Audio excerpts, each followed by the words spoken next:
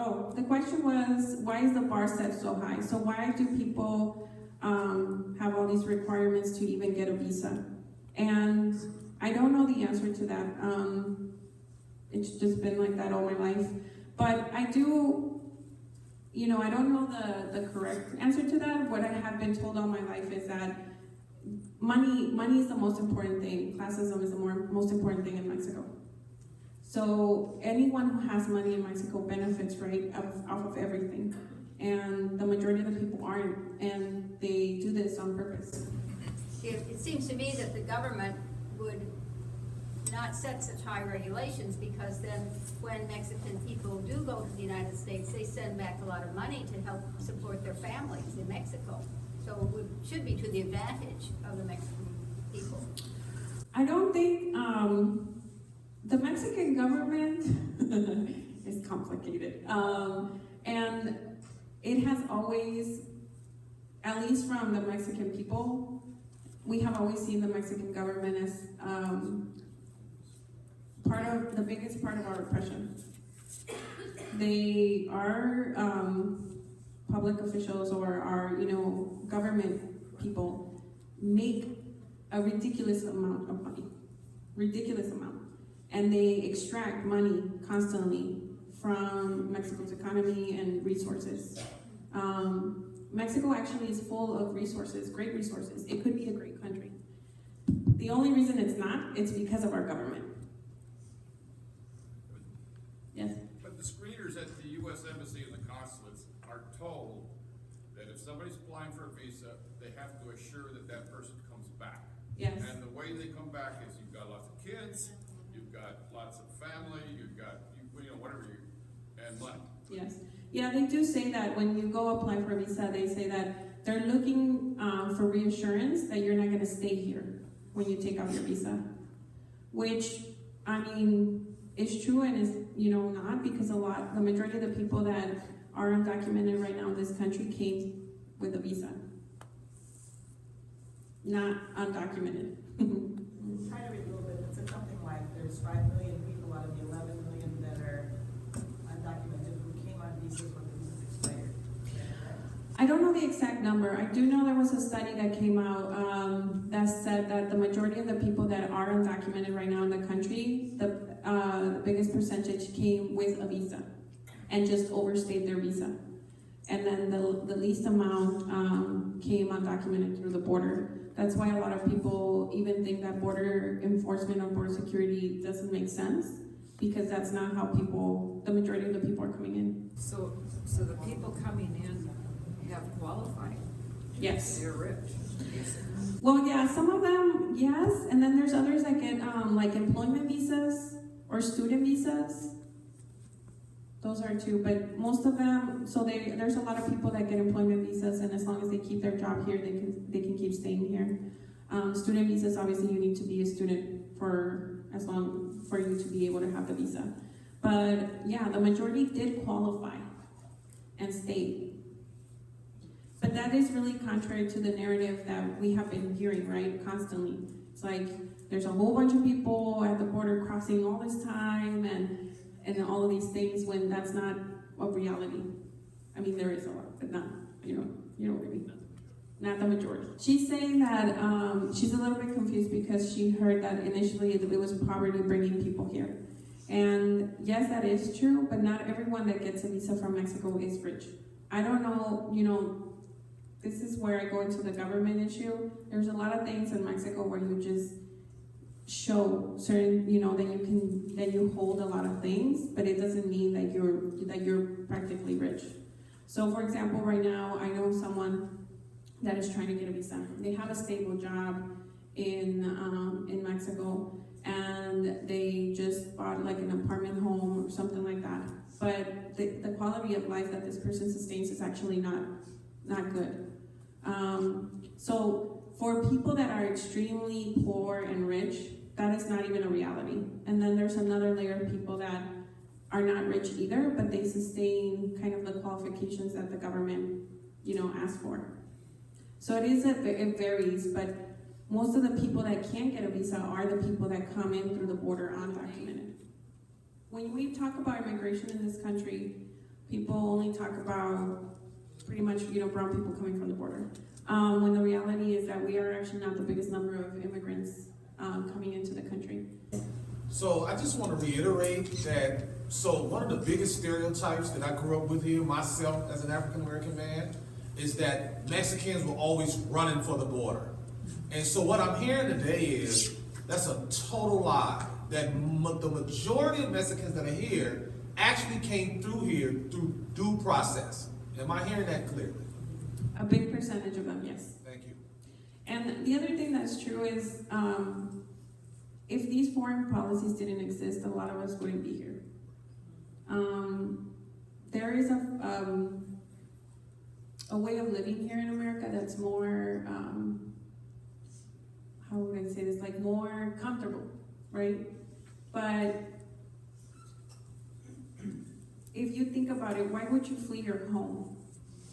Like, why would you leave your children? Why would you leave a country that you have always known as home and your family? Or why would you send your children to a country that you have never even seen? When I think about my parents, they came to this country without knowing anything about it or even knowing English. And I don't know about you guys, but I would think about it twice. So that's kind of like a big reality. And NAFTA's one example, but these foreign policies have happened in other countries. And they have, in different times in the world, forced migration. And part of it is the fact that we don't know a lot about how NAFTA affected Mexico is actually not a coincidence. It's on purpose. Because part of the whole narrative, if you think about it in the news, you hear what Brian just said. He said, people are coming into, they're running to the border. And in reality, you never hear about how NAFTA affected Mexico or the Mexican people. You hear how it affected us here, right? We lost all these jobs, all these companies left. You can see how it affected the U.S., but no one ever says how it affected Mexico or how it forced migration into the country. There isn't any talk about that in the mainstream media, and it's on purpose. Part of the jobs of mainstream media is to criminalize people of color. When it comes to immigrants, this is how they do it. So you're a criminal, you're breaking the law, you're coming into the country without any documentation, and this is how you're seen for the rest of your life once you're in the country.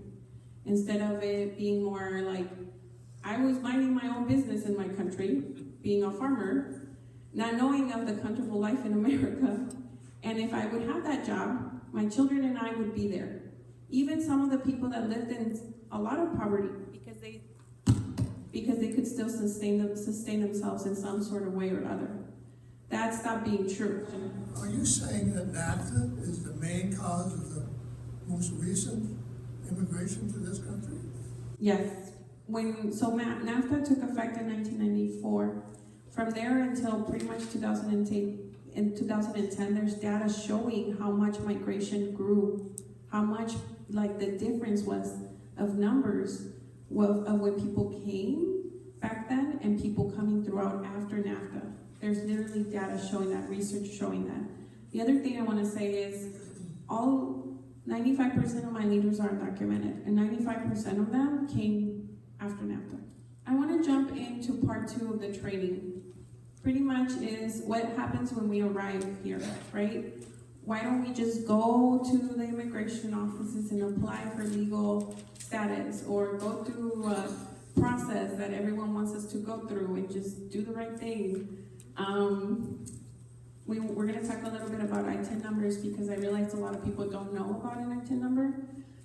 And then I'm going to tell you guys a little bit about my story and how it fits into all of this. Then we're going to talk about different statuses and what is Trump threatening right now for all of the undocumented people.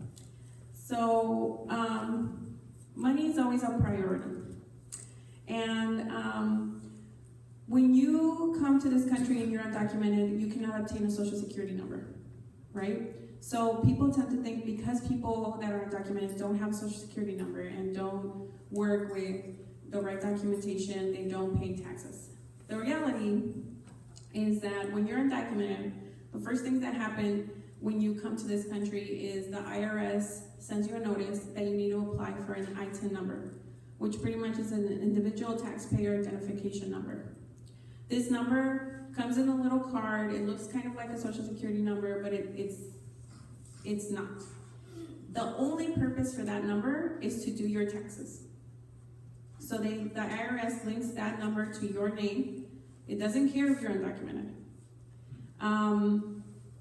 And then if you fail to file your taxes, IRS comes after you like any other person in this country.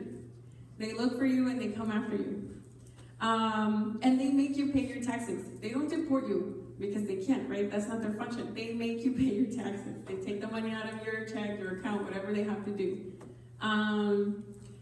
So the other thing that's true, and this was my life for a significant amount of years, when you do file your taxes and you use an ITIN number, you don't get the refund. If you get refund, you don't get the amount that you should get because they know you're doing it through an ITIN number.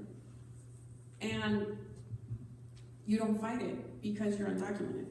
So why would you fight it? So they just keep a lot of money throughout the years that you're working here. So I'm gonna use myself an example, right? I would work and I was single, not married, no kids.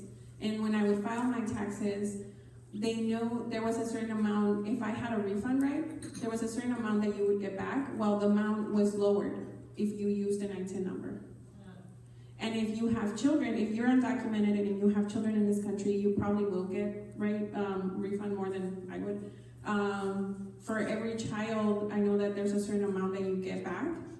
That would be lowered as well for people that filed with an ITIN number. The IRS would know the difference if you had an ITIN number or the social security number, and anyone who does your taxes, if you're undocumented, will tell you that. That's a good question. A lot of people think that when we talk about undocumented immigrants, we're living under a rock, and we're not. I mean, we live among everyone. And, I spent my whole entire life here, people thinking that I was a legal citizen of this country, and I wasn't. And you go to school, you work under your name, you take out library cards. Like, if immigration really wanted to go after all of us, they would have our information. So it's not hard for the IRS to find you if you're working. Individual taxpayer identification number. The other thing that I wanted to point out is every time we get paid, we get deductions out of our paychecks, right? For a million things.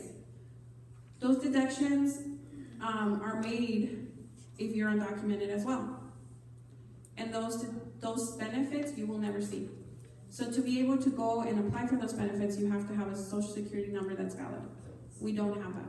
So those deductions are being constantly made out of our paychecks, and we're never gonna be able to have those benefits, any of them. You find ways that I will not explain for the safety of people. But a lot of times, jobs do check, right, if your social security number is valid. And then there's a lot of jobs that don't. And there's a lot of jobs that are employing people knowing that they're undocumented, and then there's a lot of jobs that don't know that.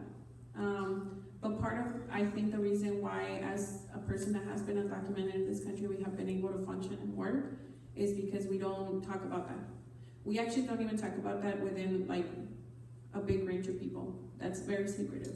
But just to piggyback off that, the fact of the matter is that I myself have worked jobs where they didn't run my social security number. It wasn't even asked for. A lot of entry-level positions in this country where there's no requirement for an education other than an 8th grade or high school diploma, you can actually start working without a social security number. So it's not as big as a secret as you would think it is. It's actually normal practices in this country.